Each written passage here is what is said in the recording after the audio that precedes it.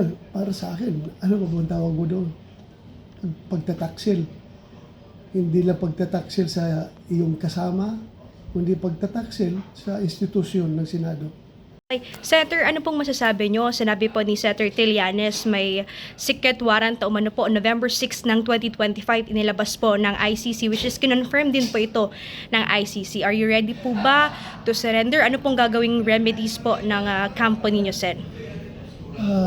We will exhaust all available legal remedies. Gagawin namin lahat. Sen, ano pong masasabi nyo doon sa nangyaring tensyon kagabi, which is sinarang kayo, sinaktan ng mga NBA agent po? They were just doing their job. Whether they did it properly or improperly, para sa akin, being a member of the law enforcement community, they were just doing their job. Pero Sen, may galit po ba kayo sa the former leadership kasi pinayagan, which is sinabi din po ni Director Matibag na binigyan sila ng permiso ni SP Soto para nga po doon sa pagsisilbi ng warrant po? Well, para sa akin, ano ba bang tawag mo doon? Pagtataksil. Hindi lang pagtataksil sa iyong kasama, kundi pagtataksil sa institusyon ng Senado. Yun ang nakikita ko. Sorry for if ever I misjudge that kind of action. Sen, sinabi din po ni Trillanes kahapon na kung anong ginawa kay FPRRD, ganun din po yung gagawin. At sinabi din po ni Attorney Torion kanina, may mga information na may mga aircraft na daw po nag-aantay para ilipad kayo doon sa ICC. Well, di naman ang template nila. Total disregard of the law. So, what do you expect? Ganun talaga gawin nila. Pero Sen, yun nga no, doon sa reso ng inihain ng Senado, which is kailangan nga ng court order mula dito sa Pilipinas.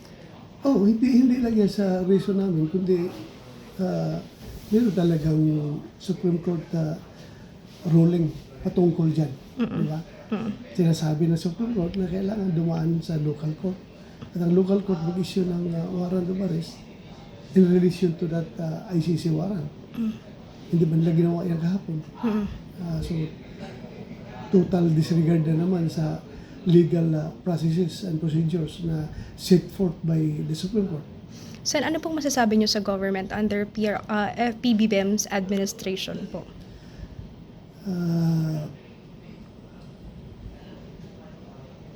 Sobra.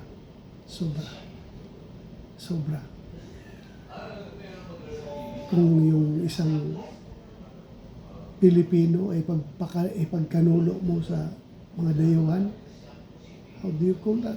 What kind of government is that? Because the government should protect its citizens. The Philippine government should protect every Filipino. Ngayon, ibibigay mo doon sa ibang bansa. Meron naman tayong functioning legal system dito. Functioning justice system. Justisya natin hindi natutulog. Gumagana, umaanda 24 hours. Bakit kailangan pong dalhin doon sa ibang bansa? Pero Sen, worst case scenario po na hindi pagbigyan ng SC yung hiling natin na maglabas ng TRO. Ano po yung gagawin natin, sir? Well, we'll cross the bridge when we get there. Tingnan natin ano pang available na pwedeng gawin. Sen, kumusta ka? Kumusta po yung pamilya po ninyo ngayon? Well, nakatulog na ako na kahit kunti, nakatulog na ako. Siguro sa adrenaline hindi ako nakatulog. My family, malungkot. But hindi pa rin nasisira yung tiwala namin as a family to the Lord Almighty. Talagang we give full trust to the Lord. Sen, what if mangyari po ulit yung nangyari kagabi? Kasi sinabi po ng PNP, bumuo po sila ng task force para isilbi sa inyo yung warrant of arrest ng ICC po. Well, that is their job. Kung utusan sila, gawin nila yon. basta naayon lang sa batas. Sen, marami po kayong taga-suporta na nasa labas po ng Senado. May mensahe po ba kayo para sa kanila? Sa ating mga supporters dyan sa labas ng Senado, ako nagpapasalamat talaga. Buong puso nagpapasalamat sa inyo. Sa inyo ginawang suporta. Sana tuloy-tuloy yung gagawin niyo yung pagsuporta, pagpakita ng suporta sa akin hanggat hindi pa lumabas yung Supreme Court decision sa aming mga appeal na nakabinbin ngayon sa Supreme Court. Sen, Tulungan niyo kami magdasal na sana yung ating Supreme Court justices ay maliwanagan yung kanilang pag-iisip na sana protektahan nila yung ating soberenya.